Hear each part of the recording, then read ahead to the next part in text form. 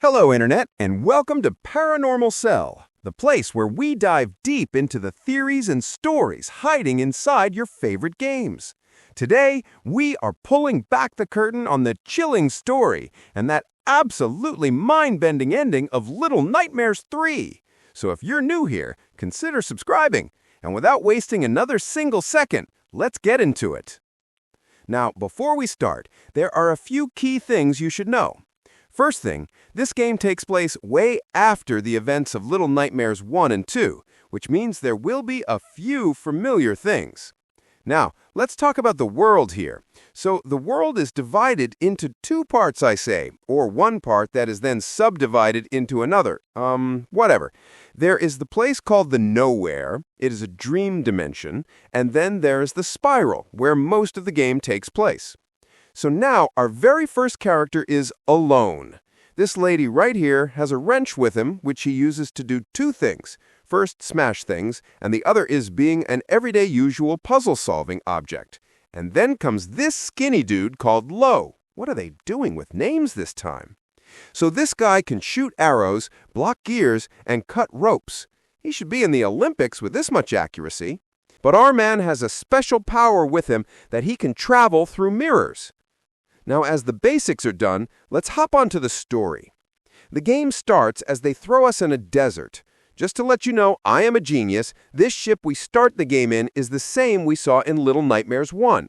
And by the looks of it, we can say there was an ocean here, but right now it is all gone.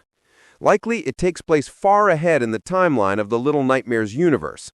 And by the way, this place is called the Necropolis, where we meet our first level, we can say, the ruins of a town where there are statues and the giant baby, a giant one, and the game calls it Monster Baby. It is pretty obvious. And this giant baby can turn people into stone with the help of light in his eye. So for a bit, we keep ourselves hidden from this giant. That is when the game gives us our new item, an umbrella, that will help us to land safely from heights, and we can even use it to fly with the help of wind blowers in the map. But not long after, the giant baby catches us and throws us into the void. And then, boom, you wake up in a room as Lo. The room is padded. Then, as he tries to escape, he hears someone coming towards the room. Scared, he hides under the bed. And then, plot twist, we were in a dream and we wake up back in the place where that giant doll-like baby thrown us. And even after doing all this, the baby is not satisfied as he keeps poking his nose in our business. After doing everything physically possible to escape this monster baby, when we feel it is all over, the crow has come in to save the day. Remember them, they are important. After getting through all this mess, we finally find the mirror through which we travel to our next beautiful location, every child's dream, the Candy Factory. Here we see some normies of the Little Nightmares universe preparing candies. I don't know for who. So the main villain of this area is a six-handed woman known as the Supervisor. And we all know what happens when we see a new villain in horror games, the chase. So the Supervisor chases us down but gets disrupted by a metal pipe due to her own height. Looks like she's new at this job. After that, we escape her somehow and fall into a pit of candies. Then we see another problem that are the pests, or that is what I like to call them. They are insects who eat flesh and hate light. So we know what to do. Just grab the torch and pass them. Just because we do not forget who the main villain of this area is, we come across the Supervisor once again. This time, she removed the lower part of her body. Looks like she was really pissed off with her height. But with our teamwork and power of friendship, we basically compress her in a compressor, and she just ends like that. Rip, Candy Lady. Then, of course, as the villain is gone, we find the another mirror and went to our next holiday destination. Any guess? The Carnival. But before we go deep into it, we saw something different this time. Lo and Alone did not come out of the mirror at the same time. Alone came out a few seconds later and was unconscious for a brief moment. Take some notes, boys and girls. And this carnival is not for normal people. It's for our fatties to play, or so I guess. But here we saw one of the characters from a previous game, the gnomes, the little guys with wizard hats on their head that we can hug. So they show us the path as we follow them. And of course, here we meet our another boss, the puppets. Basically, basic-level mobs that can be defeated by crushing their heads as Lo shoots their head down and Alone crushes them with her wrench. Eventually, we take our first ride of the carnival that takes us to the other side of the carnival where we found the next mirror. Wait, was that it? I mean, no plot twist, no boss, nothing? But wait, plot twist, the mirror is broken.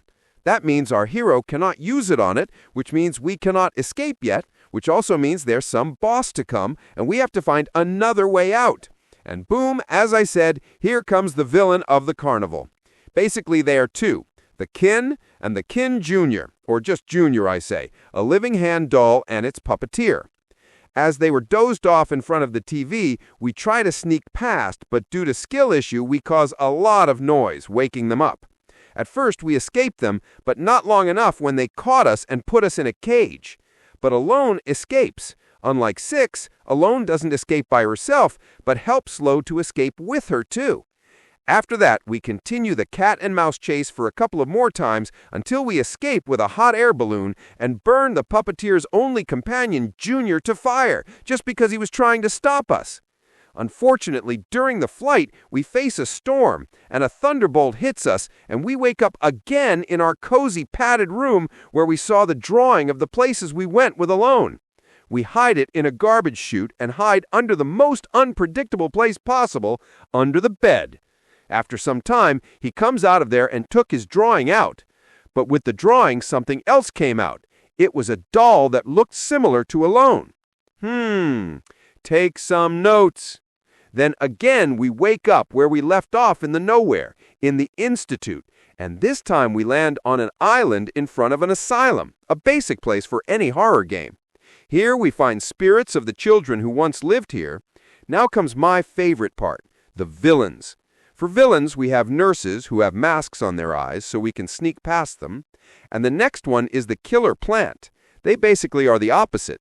They see movement and can grab anything near them. And at last, we face the main, the most terrifying, the most powerful boss, Dr. Octo. Yes, just Octo, not Octopus.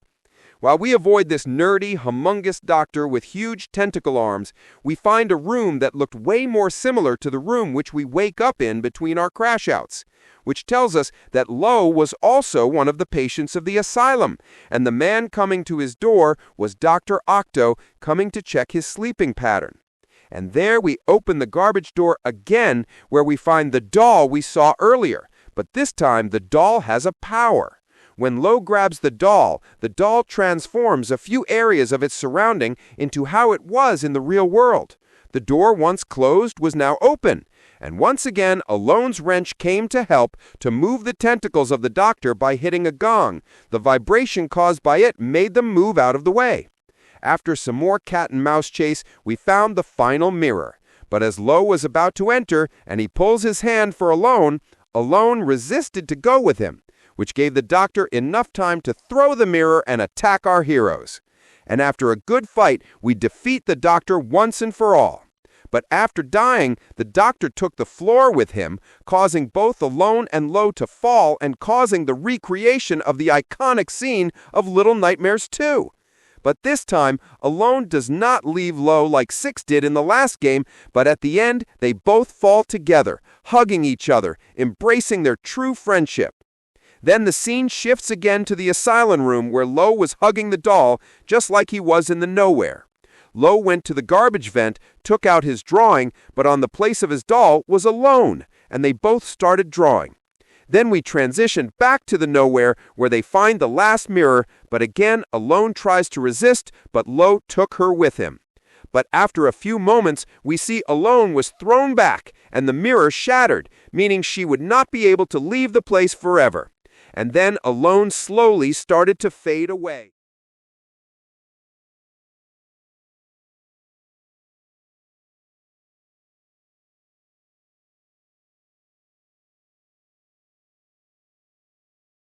And then, in a post-credit scene, we see that Lo was back into the normal world, but was trying to go back to meet her friend Alone once again. At the end, the story tells us that Alone was just an imagination of Lo that only existed in the nowhere.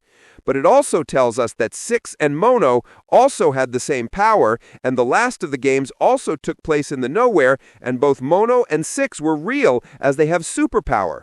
But in the end, Lo was the only one.